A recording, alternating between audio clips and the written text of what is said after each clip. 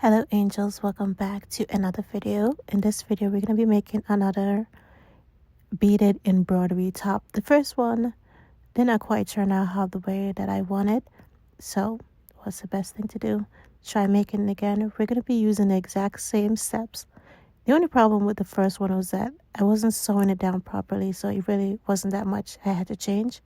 So I have my beads, my sequins, my white top, my washable transfer paper, my little hoops, needle and thread, and that's basically it. Everything that I'm going to be using, I'm going to be leaving a link down in the description box down below, so you guys can know if you ever want to make something like this. So now I'm just trying to figure out the type of hoop that I want to be using. I decided to go with a bigger size because I wanted it to be very big so that it's like taking up half of the shirt. Then with my washable transfer paper, I drew the fish and then I drew the bubbles. And now with the hoop, I'm just closing it down so that it can tighten, so I can get sewing and everything will be perfect. The only big mistake that I noticed that I've made was when I was drawing the fish, I used this brown marker, and unfortunately when I was trying to wash it off, you could still see the traces of the fish. Even though the washable paper was supposed to wash everything away, unfortunately it did not. That was like the only big mistake that I made. So I started to make the little bubbles. In all, I'm going to be using 4 different type of sequins. So I started with the bubbles off camera.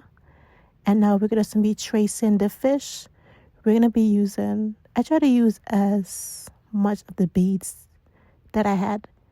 So it was different color, different shade.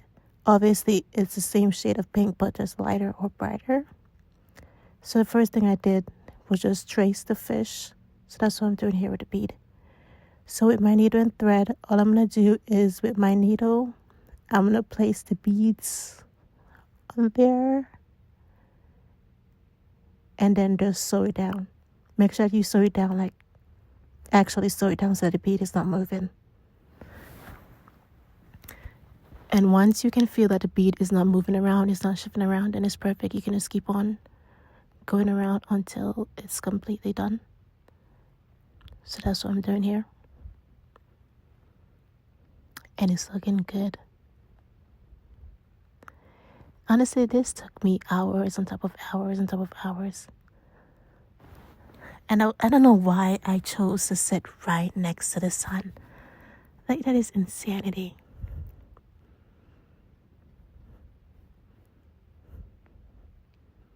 I really do need to paint my nails or cut them. Now I'm trying to give you guys a close-up of what I'm doing. So after I place the beads on the needle, now I'm just sewing it down as I go along so that the bead doesn't move. And once I see that the bead doesn't move, I just keep on redoing that over and over again. Over and over again. I still did miss a few of these because when I was filling in the center, I realized that some of the beads I was able to move with my finger, but I just simply sew it down and it was perfect. So just in case if you missed it, you can always go over it with your needle and thread. This is a long process. And I'm using like the tiniest needle that I could find because the beads are so small. So I need to make sure the beads can fit onto the needle.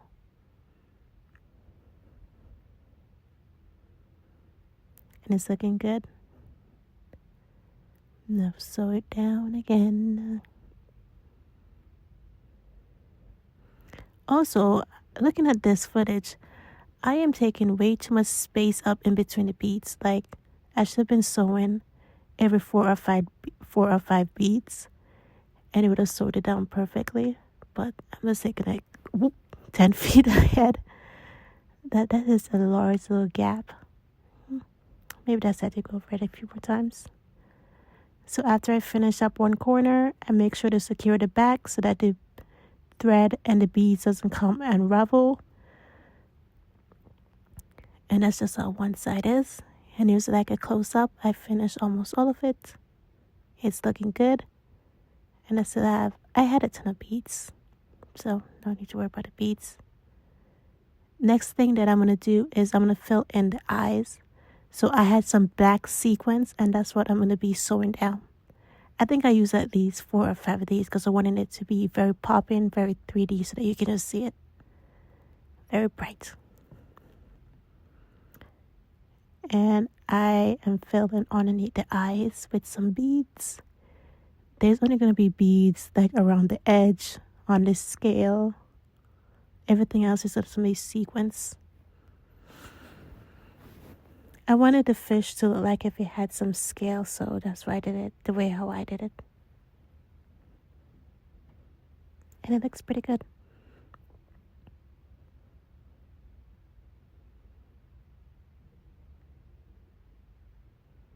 This video is very, very sped up, but keep in mind that if I just kept it the way how it is, we would be sitting here for like 4 to 6 hours.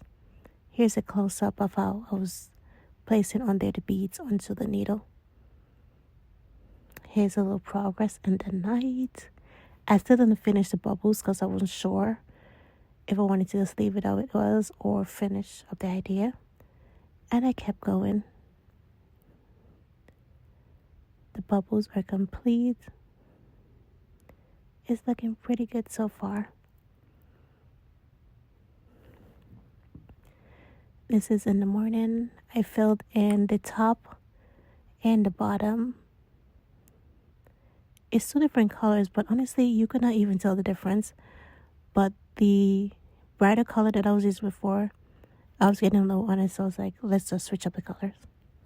So now it's time for the center. We're going to be using some sequins. It looks so holographic. Right here, I was like, oh, maybe it was a bad idea to combine 2 different colors. But I'm glad that I took a break and then went back at it because it turned out absolutely stunning. It was a great decision on my part. Good job, Sandrine. Thank you, Sandrine. But yeah, I wasn't sure, so that's why I stopped the video.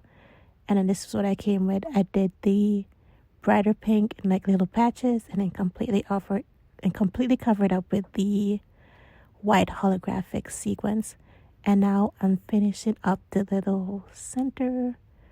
We got at least 4 or 5 sequences. So, oh my God, I can't speak. We have at least 4 or 5 sequins to sew down.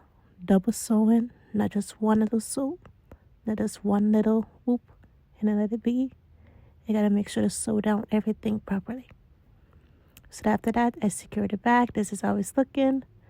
Removing the pins, removing the hoops so I can get a better idea of how it looks. And since I use a washable paper, all I have to do is just turn on the water to wash it off. But remember, I did say that the brown marker that I used was definitely a bad idea because, unfortunately, it did not want to wash off. So here's a final look. Now I'm going to be washing it off with the water. You can kind of see it disappearing. And trust me, I had this sitting in the water for like a good minute to see like if it could soak off. And none of that was happening. You could definitely see the brown all around the corners, all around the edges, especially on the bubbles. So, yeah.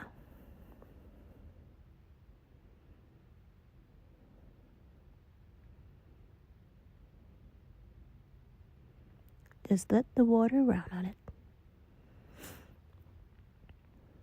And this is what it was looking after I let it soak into some water. And I was like, no, that's not going to work. So I use my shower head on the most powerful settings and I just wash it down, let it water sit on there and beat it up for like a few seconds. And it looks gorgeous. After I let the shirt air dry, this is how it looks. It turned out so cute. My mirror is very dirty. I'm going to give you guys a better look. Here it is. It is absolutely gorgeous. It is stunning. I'm so obsessed with it. I'm happy that I made it and did not just give up when I realized that it wasn't turning out how I wanted it to look. But it looks so cute. I love it. Let me know in the comment section what you guys think about this. Make sure to like, comment, and subscribe. And hopefully I'll be seeing you guys in my next video. Toodaloo. Toodaloo.